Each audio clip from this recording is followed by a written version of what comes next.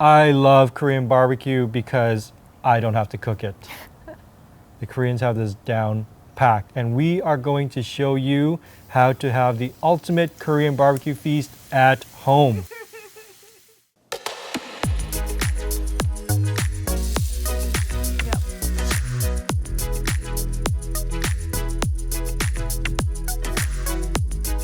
All right, so we have some Kalbi and some Bulgogi.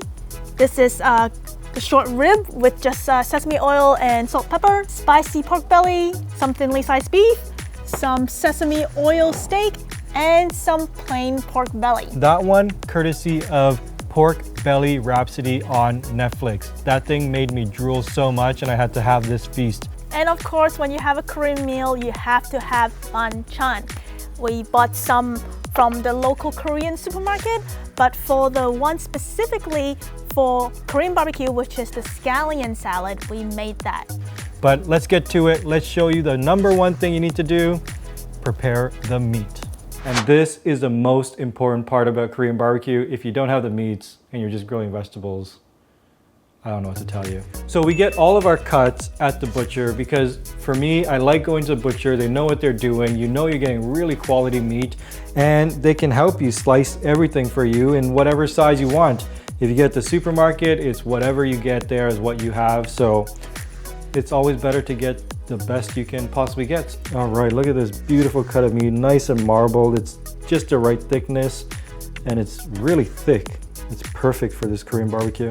What we have some strip loin, we have some short rib, more short rib, this is chuck tail flat. So to get it cut this thin, the easiest thing to do is just ask your butcher to it. They have the machines, and it's so much better, right? And so this is again the same thing. Of course, we have our pork belly because we've been watching Pork Belly Rhapsody on Netflix, and we just watched those people pork belly after pork belly after pork belly after pork belly after pork belly, and we really want a pork belly after that. So here we are. That show is probably the reason why we are doing this one today, and we're having Korean barbecues because I've been craving it so bad. All right, let's get started. I'm going to show you how we marinate our meats. Here we go for the short rib. This is my absolute favorite. So we have two kinds. One is going to be really plain because I really want to taste that short rib. I want the taste of this meat. We have some prime short rib here, so I spent good money. We want to taste it. So for this, we'll go very simple: salt, some black pepper, and a little bit of sesame oil. That's it for that one. Nice, simple, plain. Now for this one, we're gonna make a Kalbi, and we're going to make a marinade for it. It's going to be a little sweet, a little salty, and it has this ingredient, an Asian pear. If you don't have an Asian pear, you can replace this with an apple. It has to be a red one, and it needs to be a sweet one. If it's too tart or too acidic, it will make your meat a little mushy. Also, if you use an apple, you don't want to allow it to marinate for too long because it will also break it down too much and your meat will be mushy. So for this one, I am going to cheat a little bit by using my Vitamix. If you don't use a Vitamix, you'll have to grate your Asian pear, you have to grate your onion, and that takes a lot of time, a lot of tears. So I just throw it all in there and allow it to blend, and it's pretty much the same. You can also do this in your food processor. Unfortunately, I broke mine last week, so we have to use our Vitamix. We're gonna start with some water, half cup of soy sauce, a quarter cup of sugar, mirin or rice wine, 2 tablespoons of sesame oil, 2 tablespoons of honey, ginger, garlic, a little more pepper, a half Asian pear. Okay, so we're gonna pour this over our meat, and I'm gonna add some scallions. So I have about 3 pounds of meat here. I'm going to mix that all together, just make sure everything is kind of evenly coated. Probably have a little bit too much marinade, but that's okay. We will just let it soak in there. So guys, I forgot to put in my onion, so I'm gonna have to grate it in there by hand as my punishment. And we have to mix it all together. So we're going to cover these up. We're going to put in the fridge. We're going to marinate for at least 6 hours and up to overnight, and then they're ready to go. Time for our bulgogi. We have our beef chuck. You can do this with ribeye. You can do this with short rib. You can do this with brisket. So you're going to want to cut this against the grain. Make sure you're not going with the grain. Otherwise it's going to be super chewy. No one wants that. We cut ours a little bit thicker. Well, we got the butcher to cut ours a little bit thicker because I like a little more chew, but you'll want something between a hot pot and what we have for the Kalbi. Something anywhere between there is going to be okay. So let's get this marinated. All right, we're going to put in our Asian pear, soy sauce, rice wine or mirin, a little bit of brown sugar, some pepper, garlic, ginger. I'm not going to forget the onions this time because they don't need to go in. So we're going to just pour that on. Add in our scallions, onions. Get in there nice and dirty and mix it all together. Make sure to try and separate the pieces. If they're all stuck and stacked, you're not going to be able to marinate all of them nicely. So make sure you get in there and separate everything. And that's your bulgogi. We're going to put this in the fridge until we are ready to grill. Here we go. You see why it's standing so still? Because I froze it. This way you are able to slice it much easier. So whenever I'm trying to slice meat, pop into the freezer for a little bit and it makes life slicing so much easier. We have an Australian strip loin here. So we're gonna cut this in about that thick. 3/4 of an inch, half an inch, something about that. I think this is a good thickness. Like if you want to get a really thin slice when it's frozen, you can get this super thin, right? This is what I was telling you guys before. Like I can even get thinner than that if I wanted to, but this is how you get super thin cuts. You have to freeze it first. So for this beef, we're gonna go super simple. We're going to do a sesame oil marinade. Not much to it. We're gonna add a little bit of salt. We'll add a little soy sauce. I like putting soy sauce in.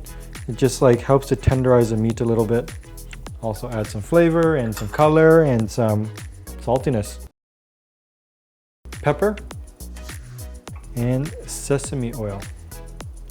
Nice big clove of garlic. You're gonna wanna mince this, but the easiest way is to use your garlic press. Get your garlic press, garlic in. Ready, 3, 2, 1, and done. Finally, we need the white parts of the scallion. So we're gonna wanna slice this nice and small. And all that goes in. And our sesame oil beef is ready. Put this into the fridge and take it out when you're ready to eat. And it's time for the pork belly. It's nice and fat, has different layers. Once again, it's frozen, but not frozen solid. There's still some give to it. If it's frozen solid, you're gonna have a really tough time cutting it. So just pop in the freezer like 10, 20 minutes before you slice it and we'll be good to go.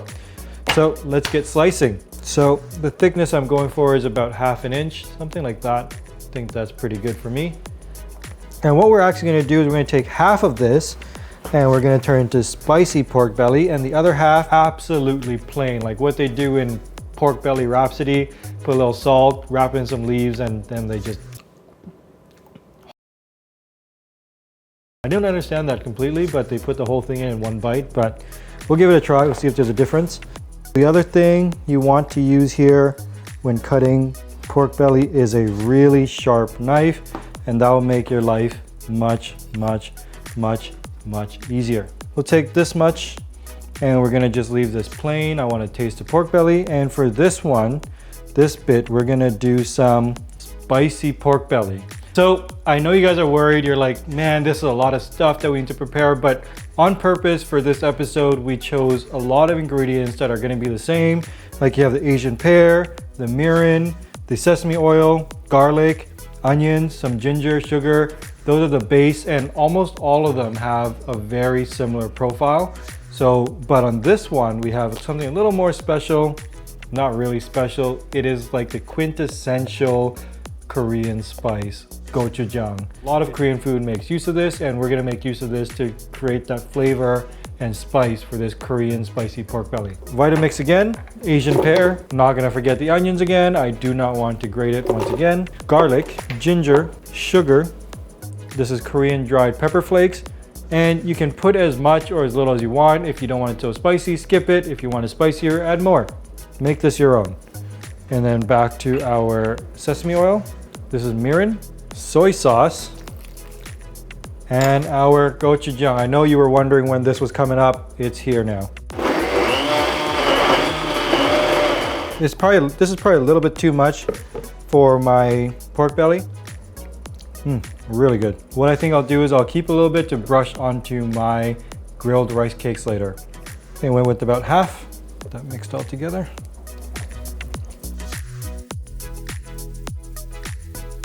Now, besides kimchi, scallion salad is one of the things you'll see at a Korean barbecue restaurant. And we bought some other side dishes, but I want to make the scallion salad because scallions are cheap and I can make it at home. Have you ever wondered how restaurants slice their scallions so thin? Well, you need one of these. And you know what? I didn't even know we had one and I had no idea what it's for. So this is specifically only for slicing scallions. All right, let's give it a try. First of all, let's cut off those roots. We don't want that. So I'm just doing this in multiple strokes so it breaks up. Stop cutting it later and to make sure it goes all the way through. Pretty good. Look at this. This saves a lot of strife. All the other times when Kevin had to slice all the scallions, could have just used this. Even I can do it. And if you don't have one of these, we have left the links of all the equipment that we use in the description below. So you can check that out. It's pretty handy actually, look at this. And so that was pretty easy to make all this. I can't imagine chopping it by hand. Now the next step you need to do is to rinse it in cold water for about like 3 minutes so all that sliminess comes out. So if you're preparing this ahead of time, soak this in cold water until it's ready to use. And when you're ready to use it, this is the time to use a salad spinner if you have one. If not, I guess you can just shake it out. Nice and dry. Now the dressing for this salad is super easy. All you need to do is mix everything together. First of all, we have some dry Korean chili pepper flakes. I think they're called gochugaru. Sugar, toasted sesame seeds, some garlic, soy sauce, white vinegar, and some toasted sesame oil. Mix it up. It's sweet, a little sour, very fragrant, full of sesame flavor. Oh, it's really good. That would be so good with the scallion. Now, don't dress the scallions just yet. Do it when you're ready to eat because if you stress it now, it's gonna get all soggy and disgusting. So let's go outside. And now before you eat, you drizzle some of that sauce on, you mix it together, and then we can put it together. You have so many choices of meats. We showed you only a few here. There are so many. Like I was gonna get shrimp and scallops and all these things, but then somebody stopped me. I won't say who. But we got something a little special today. We got this. This is wagyu tongue.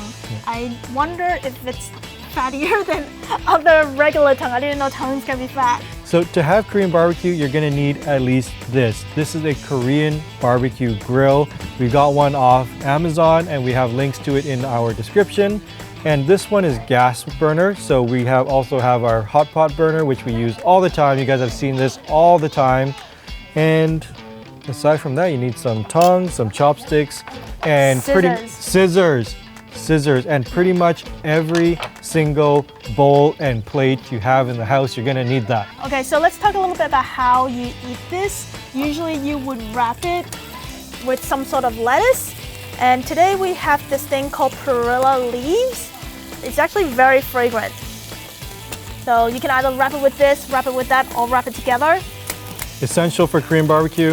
Scissors. If you've been to Korean barbecue, you have all those waiters that come around, just cut all your meat for you. Yep. That's gonna be me today.